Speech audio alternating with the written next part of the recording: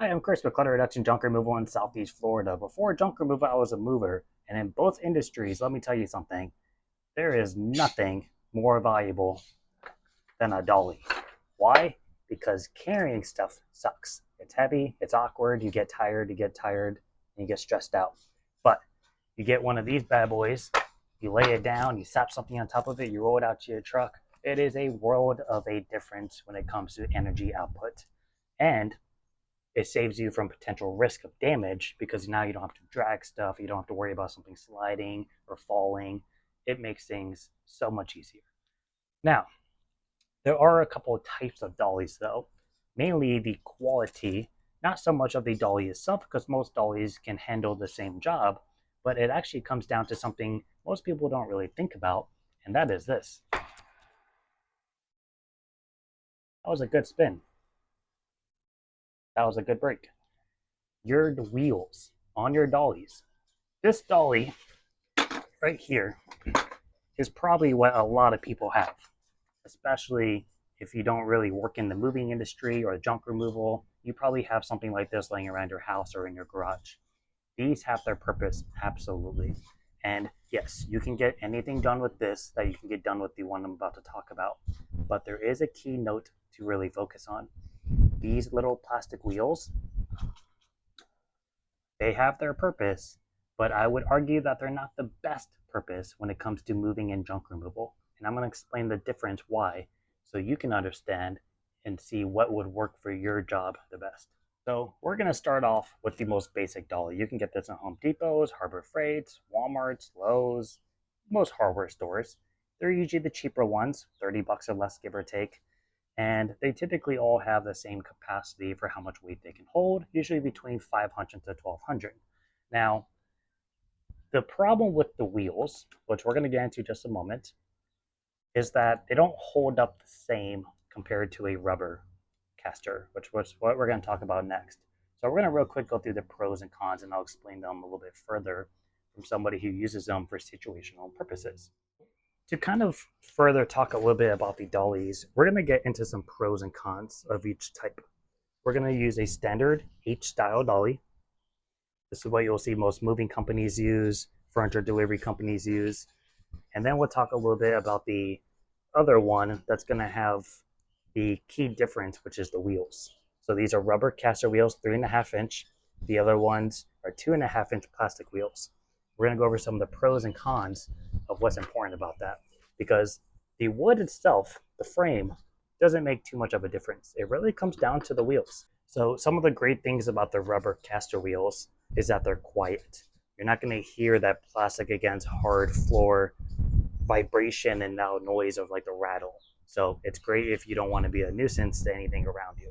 They're also soft and gentle on the floors, which can be a great thing so you don't cause damage with scratching or dents, especially if you're in hardwood flooring. It's much more subjective to scratching and dent and damage with something that's hard rubbing against it. You also get good traction on most surfaces, which is a key note because you don't want something sliding around and drifting, especially if you have a heavier piece on it.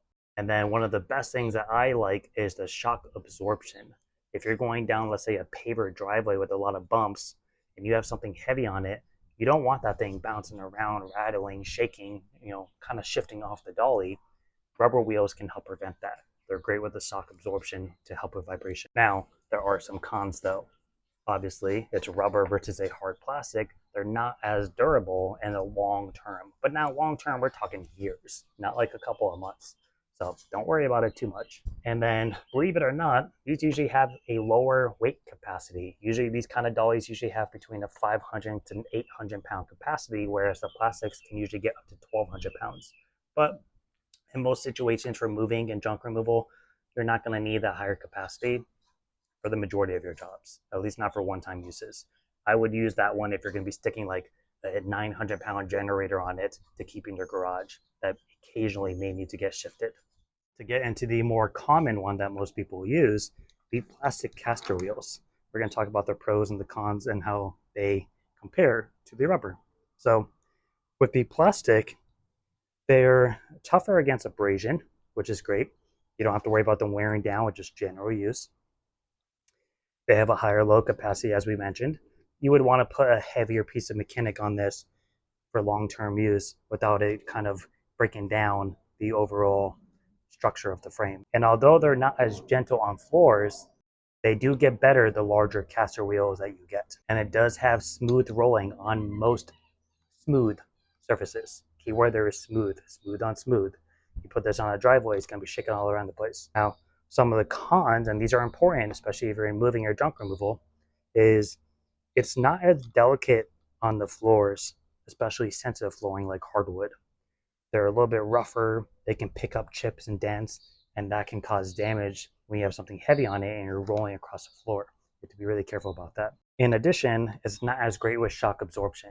Now, I keep mentioning this, and the reason I mention it is if you're bringing out an upright piano, for example, or a really heavy dresser that's maybe a little unsteady, and you're bringing it down a paver driveway, right? Pavers aren't really perfectly smooth like concrete. You have some lips like this, you might have a couple that kind of bump up a little.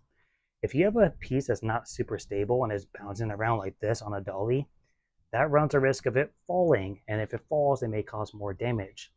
So having something that can kind of handle that absorption of vibration a little better goes a long way, which is why that is a key feature of the rubber caster wheel. So that is what I would basically say is the pros and cons of each and how they compare. Now, when it comes to these rubber caster wheels, the idea is to do 3.5 inch or 4-inch wheels. You can go bigger if you want. It's going to help out with a lot of those cons that we mentioned.